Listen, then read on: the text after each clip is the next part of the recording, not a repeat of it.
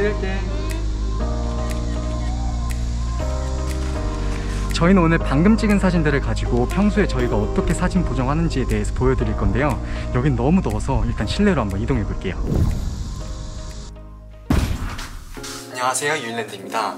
감사하게도 많은 분들이 저희 사진에 관심을 가져주셔서 비록 전문가는 아니지만 저희만의 보정법을 여러분들에게 공유해드리기 위해 이렇게 카메라를 켰습니다. 먼저 보정을 시작하기 전에 드리고 싶은 말씀이 있는데요. 제가 지금 아이폰 12 프로 맥스를 사용하고 있는데요. 아이폰 12 프로랑 프로 맥스에만 로우 촬영 모드라는 기능이 있어요. 그래서 저희 영상에 나오는 대부분의 사진들은 로우 촬영 모드로 촬영을 했지만 일반 카메라 모드로도 충분히 똑같은 느낌을 낼 수 있기 때문에 오늘은 누구나 사용할 수 있는 아이폰 일반 카메라 모드로 촬영한 사진을 가지고 보정을 한번 시작해볼게요. 일단 첫 번째로 라이트룸이라는 무료 어플을 설치하셔야 되는데요. 설치를 하셨다면 계정을 만들고 로그인해주세요. 여기까지 하셨다면 사진 보정을 할 준비는 다 끝났는데요. 그럼 앨범에서 사진을 가져와서 같이 한번 보정을 시작해볼게요. 여기 밑에 있는 이미지 버튼을 누르면 이렇게 사진을 골라올 수 있거든요. 그럼 카메라 롤에서를 눌러서 저희는 미리 즐겨찾기에 사진을 여러 장 모아놨어요. 그 중에 저희는 이 사진으로 한번 보정을 해볼게요. 제가 사진 보정을 할 때 가장 먼저 하는 건 자르기인데요. 자르기 탭을 누르셔서 무조건 4:5로 맞춰줍니다. 왜냐면 저희가 사진 보정을 하는 가장 큰 이유 중 하나가 인스타그램에 업로드하는 거기 때문에 인스타그램에서 허용할 수 있는 가장 큰 사진의 규격이 4:5거든요. 그래서 4:5로 일단 잘라줄게요. 이렇게 엄지손가락으로 바탕화면을 누른 상태에서 좌우로 왔다 갔다 하면 수평 조절을 이렇게 할 수 있거든요. 사진 찍을 때 아무리 수평을 잘 잡았다고 하더라도 후보정으로 잡는 것만큼 정확할 수는 없다고 생각하기 때문에 한번 수평을 잡아볼게요. 저는 한 마이너스 0.92 이 정도면 충분할 것 같아요. 그럼 이렇게 해서 오른쪽 아래에 있는 체크 버튼을 눌러줍니다. 그럼 이렇게 되면 4:5로 만들어진 사진이 완성이 되는데요. 여기서 이제 저희가 건들 탭은 오늘 밝기, 색상, 효과 이렇게 3개만 건들 건데요. 그 중에 밝기로 먼저 들어가 볼게요. 저는 이 밝기 탭에서 가장 중요한 게 밝은 영역이랑 어두운 영역이라고 생각을 하는데요. 밝은 영역은 말 그대로 이 사진에서 밝은 영역을 나타내는 거예요. 그 밝은 영역의 밝기를 마이너스 100까지 과감하게 낮춰줄게요.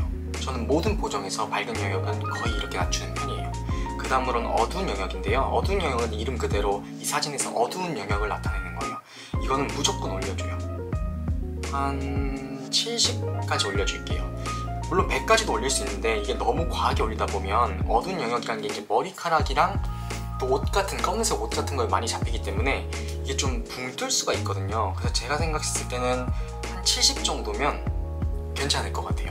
70까지 맞춰주고 밑에 이제 흰색 계열은 밝은 영역이랑 어떻게 보면 비슷하다고도 할 수 있는데 한 마이너스 20 정도 맞춰볼게요.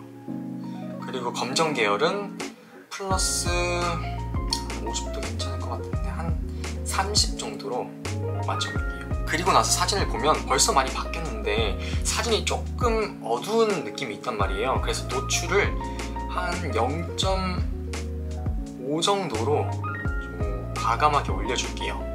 그 상태에서 위에 곡선이라고 써있는 곳이 있잖아요.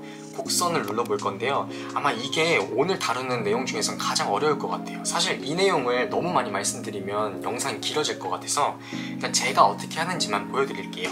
이 대각선이 빛을 나타내는 선인데 맨 왼쪽 아래가 0이라고 보시면 되고 맨 오른쪽 위가 100이라고 보시면 되는데 0은 빛이 아예 없는 걸 의미해서 검은색을 나타내요. 그리고 맨 오른쪽 위는 100이어가지고 흰색을 나타내겠죠. 그럼 이 선 중에서 4등분을 할 건데요. 이렇게 점을 하나 클릭, 가운데도 클릭, 그리고 여기 위에도 클릭, 이렇게 점을 3개를 찍으면 4등분이 됐잖아요. 이 상태에서 다른 거는 하나도 안 건들고 여기 맨 아래 0 부분을 한 이 정도까지 올려줄 건데요. 그리고 나서 이 맨 아래에 있는 점이랑 그 오른쪽에 있는 점의 중간 정도를 살짝 잡아서 한 이런 S 모양을 만들어 줄 거예요. 만약에 이 부분이 이해가 안 되시고 어렵다면 그냥 이 모양 그대로를 따라 하셔도 좋을 것 같아요. 이렇게 0 부분을 잡아 끌어올렸기 때문에 이제 검은색 영역이 좀 뜨는 걸 보실 수 있거든요. 그럼 어떻게 변하냐면 이렇게 옷이라든지 머리카락 그리고 이런 기와집에 그림자진 검은색 부분들이 좀 이렇게 뭉개진 걸 볼 수 있어요. 근데 저는 개인적으로 이런 느낌을 선호하기 때문에 이렇게 올렸고요. 그럼 완료를 누르면 일단 밝기 영역에서는 모든 게 해결이 됐어요. 그럼 전후로 한번 비교를 해볼게요. 전, 후, 전, 후. 벌써 좀 많이 바뀌었죠. 이렇게까지 하면 밝기 탭은 마무리가 됐고요. 이제 색상 탭으로 넘어가 볼 건데요. 색상 탭에 넘어가서 가장 먼저 할 일은 저는 생동감을 올려요.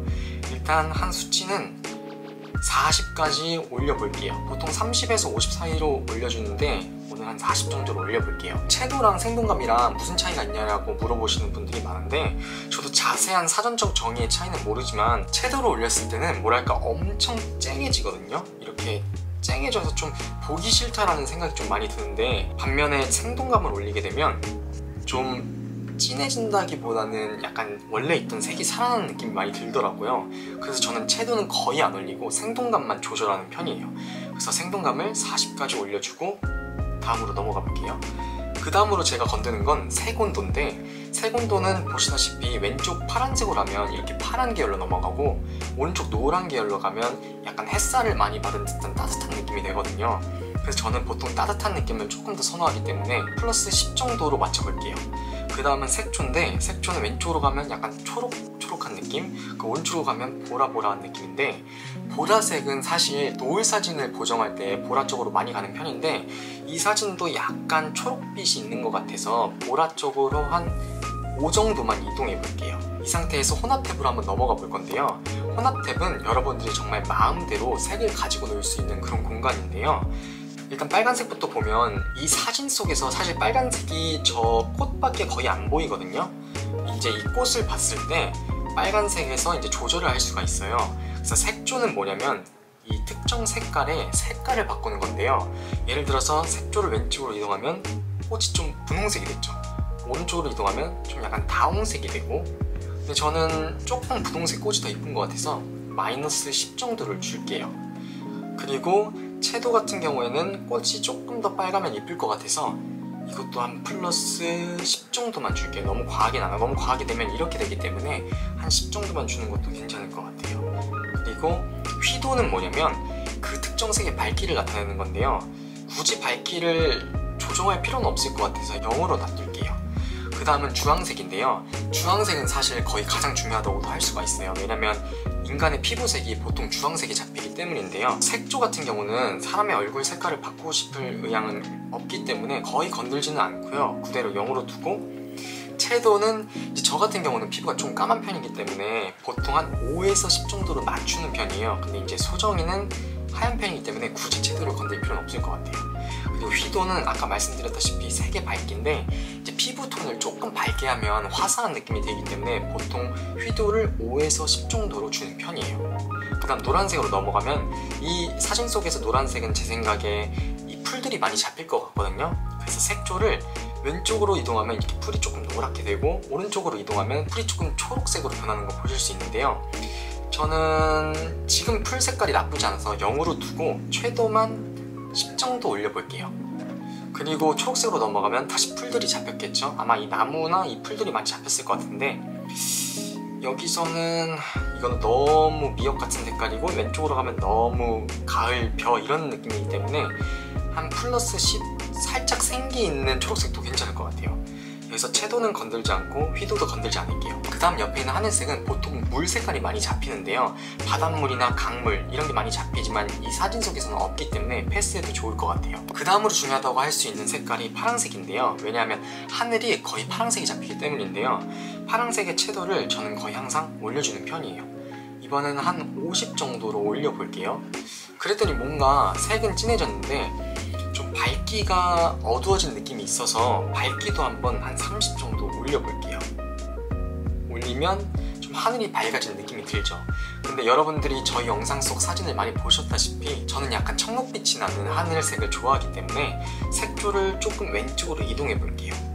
한 20 정도로 이동을 해볼게요. 이 상태에서 보라색으로 넘어갈게요. 이 사진에 보라색이 그렇게 많진 않지만 저는 항상 마이너스 100을 추구하고 있어요. 왜냐면요 소정이 머리카락이나 이렇게 옷을 보면 어두운 계열의 보라색이 있는 경우가 되게 많거든요. 지금처럼 채도를 올리게 되면 머리카락에 보라색이 이렇게 보이잖아요. 그래서 항상 보라색이 이렇게 조금씩 보이는 게 저는 싫어서 마이너스 100으로 맞춰줘요. 그리고 나서 이제 마지막 분홍색으로 넘어가면 다시 꽃이 잡히겠는데 꽃은 아까 빨간색으로 충분히 설정을 했기 때문에 건들지 않고 마무리를 지을게요. 그럼 색상 탭도 이렇게 완료가 됐는데요. 그럼 전후를 또 한번 봐볼게요. 전, 후, 전, 벌써 엄청 많이 변했죠. 이제 마지막 한 단계인 효과 탭만 들어가면 되는데요. 이건 금방 끝낼 수 있어요. 효과로 넘어가면 순서대로 진행을 할 건데요. 텍스처는 말 그대로 질감인데요. 이걸 올리게 되면 뭐랄까 기와집에 보이는 선들이나 사람까지 포함해서 조금 날카로워지는 느낌을 받을 수 있거든요. 선들이 막 살아나는 느낌? 그래서 저는 항상 텍스처를 조금은 올려주는 편인데 사람이 너무 과해지지 않는 선까지만 올리는 편이에요. 그래서 텍스처를 플러스 20 정도만 하면 이쁠 것 같아요. 그 다음으로 부분 대비는 대비랑 비슷하다고 생각하시면 되는데 부분 대비를 많이 올리게 되면 너무 강렬해지고 또 낮추게 되면 너무 좀 흐리멍텅해지는 느낌이 있는데 저는 플러스 10 정도를 해볼게요. 그리고 DH는 이게 진짜 너무 많이 건들면 안 되는 것 중에 하나인데 왼쪽으로 하면 완전 그림이 하얘질 정도고 오른쪽으로 가면 엄청 어두워지거든요. 이거는 그래서 저는 거의 안 건들기도 하는데 오늘은 5 정도만 올려볼게요.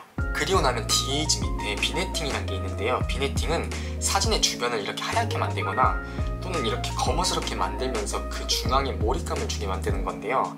지금 같은 경우는 소정이가 그래도 가운데에 가까이 있기 때문에 비네팅을 검은색 쪽으로 마이너스 5에서 10 정도, 너무 티가 나는 정도로는 사용 안 하고 있는 중이고요. 한 마이너스 7 정도만 해도 미세하게 중앙으로 몰입이 되는 걸 느끼실 수 있을 것 같아요. 근데 저는 비네팅을 한 번도 흰색 쪽으로 사용해 본 적은 없는 것 같아요. 그리고 마지막으로 그레인을 건들 건데요. 그레인은 뭐냐면 이 사진의 약간 입자감을 건드는 건데요. 이렇게 보면 잘 안 보이시겠지만 확대를 한번 해보면 이렇게 자글자글 약간 모래알갱이 같은 걸 보실 수 있잖아요. 이렇게 되면 약간 좀 아날로그한 필름 카메라 느낌을 낼 수 있더라고요. 그래서 저는 보통 50 정도를 주는데 소정이 같은 경우는 그레인을 안 좋아하기 때문에 영상에서 나온 사진 중에서는 그레인을 올린 적이 한 번도 없어요. 이 사진도 일단은 그레인을 0으로 맞춰볼게요. 여기까지 하셨으면 밝기, 색상, 효과 모든 게 끝이 났는데요. 전후를 마지막으로 한번 비교해 볼게요. 전, 후, 전, 후. 저는 이 정도면 마음에 드는 것 같아요. 근데 사람의 눈이라는 게 생각보다 쉽게 적응을 하거든요. 그래서 사진 보정을 하다 보면 나중에 결과물을 보면 엄청 과해질 때도 있고 한쪽 색깔로 치우쳐질 때도 있는데 그럴 때는 잠깐 물 한 잔 마시거나 화장실 갔다 온 다음에 다시 보시면 조금 더 객관적인 눈으로 사진 보정을 하실 수가 있어요. 근데 저는 지금 만족스러운 사진이 된 것 같아요. 여기까지가 라이트룸 무료 버전에서 사용할 수 있는 기능들인데요. 사실 저는 라이트룸 무료 버전을 1년 가까이 사용하다가 이제는 조금 더 심화된 기능을 써보고 싶은 생각이 들어서 유료를 결제한 지 그렇게 오래되진 않았는데요. 유료 버전에도 생각보다 많은 기능들이 있어서 만약에 관심이 있으시다면 제가 나중에 따로 영상을 만들어 보도록 할게요. 그리고 나면 이제 출력만 남았잖아요. 출력은 진짜 간단한데요. 위에 있는 공유 버튼을 누르시고 카메라 롤에 내보내기를 누르시면 되는데 절대 바로 누르시지 마시고 오른쪽에 있는 조절 버튼을 누르시면 이미지 품질이 80%로 되어 있으실 거예요. 그럼 이 80%로 되어 있는 거를 100%로 바꿔주세요. 그래야 가장 좋은 이미지 품질의 사진을 얻으실 수 있거든요. 그럼 오른쪽 위에 있는 체크박스를 누르고 이제 카메라 롤에 내보내기를 누르시면 이제 이미지 파일에 저장이 되어 있어요. 그리고 나서 알려드릴 게 한 가지가 더 있는데요. 이거는 진짜 제가 1년 동안 몰라가지고 시간 낭비를 엄청나게 한 것 중에 한 개인데요. 일단 체크박스를 눌러서 나가볼게요. 만약에 똑같은 장소에서 찍은 사진들 중에 여러 자세로 인생샷이 남아있는 경우가 있잖아요. 이렇게 일일이 하실 필요 없이 복사해서 바로 설정을 붙여넣기 하실 수 있는데요. 그 방법을 제가 알려드릴게요. 일단 똑같이 이미지를 불러와야 되는데요. 카메라 롤에서 일단 즐겨찾기 목록에 저장해놨기 때문에 한번 2장을 더 한번 3장을 가져와 볼게요. 그럼 이렇게 가져와졌죠? 그럼 방금 보정한 사진을 클릭하고 맨 오른쪽 위에 점점점을 누르시면 여기서 복사 설정이란 게 있어요. 이거를 누르고 체크박스를 눌러볼게요. 그 다음 뒤로 나가서 바로 옆에 있는 사진을 한번 눌러볼게요.